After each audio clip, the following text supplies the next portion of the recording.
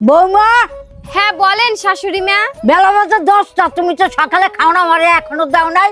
শাশুড়ি মা কি হয়েছে, আজকে না আমার সকালে ঘুম থেকে উঠতে উঠতে একটু দেরি হয়ে গেছে, তাই এখনো আমি সকালের খাবারটা বানাইতে পারি নাই। আপনি একটু সময় বসেন, আমি এক্ষুনি আপনার জন্য সকালের খাবার বানিয়ে নিয়ে আসতেছি।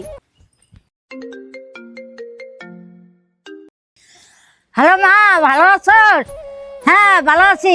এই তো মা, সকালে খাবার খাইয়ে বসে আছি। কি তোরা এখনো খাস না? তোর বৌদি ভোর 5টা ঘুমের তো গিয়া রান্না বান্না করিয়া আমার সবাই আগে দিয়ে যায়, আমি খাইয়ে লই। তোকে আর কি বলবো মা, আমি মনের মতন আমি একটা পুত্রের বউ পাইছি। তুই সকাল সকাল খাইয়ে লইস, আমি এখন রাখি। রাখ। শাশুড়ি মা, আমি তো আপনার এখন পর্যন্ত সকালের খাবারই দেইনি, তাহলে আপনি আপনার মেয়ের কাছে এত মিথ্যা কথা কেন বললেন? আরে বৌমা, আমি অন্য সমস্ত শাশুড়ির মতন না। কিছু কিছু শাশুড়ি আছে না, তার পুত্রের বউ যাই করে এককাল খুব ধরতেই থাকে। পুত্রের বউ যাই করুক, ভালো করুক মন্দ করুক, আমরা ফোন দিয়ে মায়ের দ্বারে দুর্নাম গায়, এটা আমি ভালো করে জানি।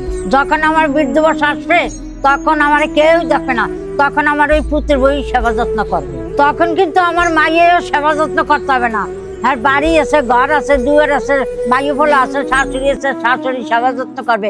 আমার কিভাবে সেবা যত্ন করতে হবে? পুত্রের বউ ঘরে আনার পরে যদি আমি তার মেয়ের মতন দেখি, সেও আমার তার মার মতন দেখবে। পুত্রের বউ যখন কাজকর্ম করবে তখন ভুলভ্রান্তি ধরা যাবে না, তাহলে দেখবা শাশুড়ি বৌমার ভিতরে আর কোনো ঝগড়া হবে না। তখন আর বৌমার আর বলা লাগবে না সেবা যত্ন করতে, সে নিজে কি সেবা যত্ন করবে। কই আমার মাইও তো প্রত্যেকদিন 10টা-11টায় ঘুমের তোড়ে, তারে তো কিছু বলি না।